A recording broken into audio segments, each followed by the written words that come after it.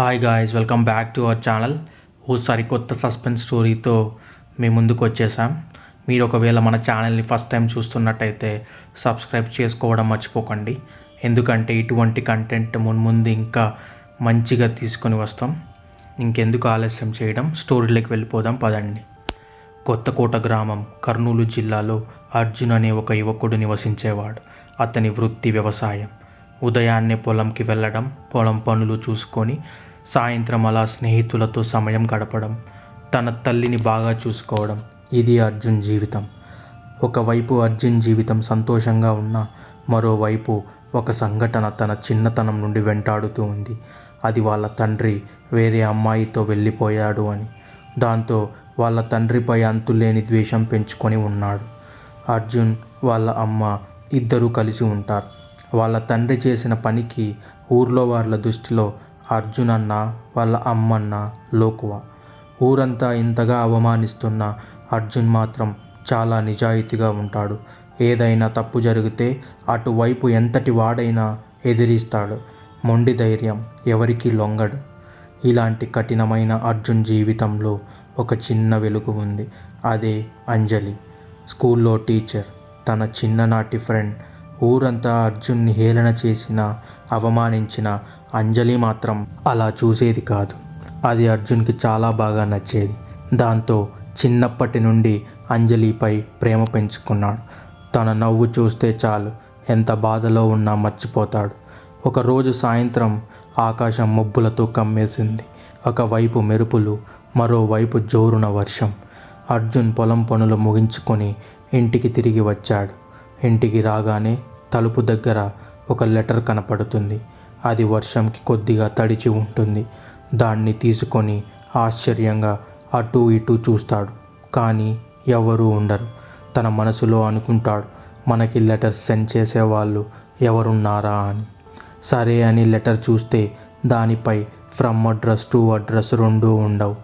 అర్జున్కి ఆసక్తిగా ఆ ఉత్తరంలో ఏముందో చూస్తాడు. వర్షానికి కొద్దిగా తడవడం వల్ల అక్షరాలు సరిగ్గా కనపడడం లేదు.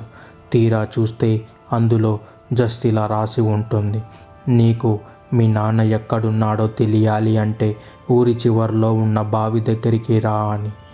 అర్జున్కి కొంచెం కంగారు, కొంచెం అనుమానం మొదలైంది.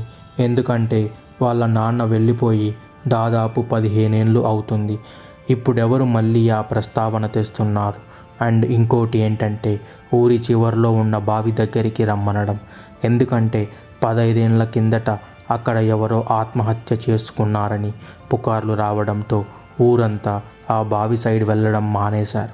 అర్జున్కి వెళ్ళాలని లేకున్నా తన తండ్రి గురించి ఎలాగైనా తెలుసుకోవాలని, ఒకవేళ కనపడితే ఎందుకు మా అమ్మని మోసం చేశావో అని గట్టిగా నిలదీయాలని ఉంది. ఎలాగైతే అలా అని టార్చ్ లైట్ తీసుకొని వర్షంలో ఆ బావి దగ్గరికి తన ప్రయాణం స్టార్ట్ చేశాడు. కొద్దిసేపటి తర్వాత అతి కష్టం మీద ఆ బావి దగ్గరికి చేరుకుంటాడు. ఎందుకంటే ఆ బావిని కానీ ఆ చుట్టుప్రక్కల ప్రాంతం కానీ ఎవరు వాడకపోవడంతో మొత్తం తీగలు, గడ్డితో అల్లుకపోయింది. తీరా అక్కడికి వెళ్ళి చూస్తే ఎవరూ ఉండరు. ఒకవైపు వర్షం, మరోవైపు చీకటి. ఎవరైనా ఉన్నారా అని అర్జున్ గట్టిగా అరుస్తాడు. కానీ నో రెస్పాండ్.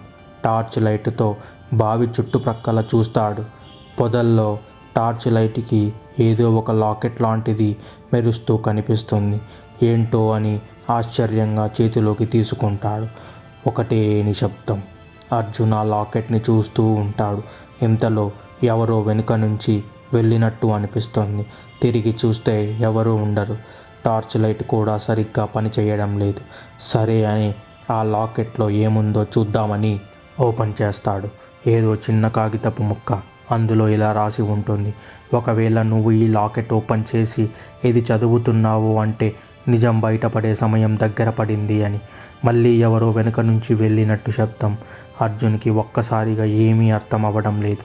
ఇంతలో టార్చ్ లైట్ కూడా ఆగిపోయింది. ఇంతకీ ఏంటి ఆ నిజం? అసలు ఆ లెటర్ ఎవరు అర్జున్ ఇంటి దగ్గర వదిలి వెళ్ళారు? ఆ లాకెట్ ఎవరిది? అసలు వాళ్ళ నాన్న ఎక్కడున్నారు? ఈ విషయాలతో పార్ట్ 2లో మళ్ళీ కలుద్దాం.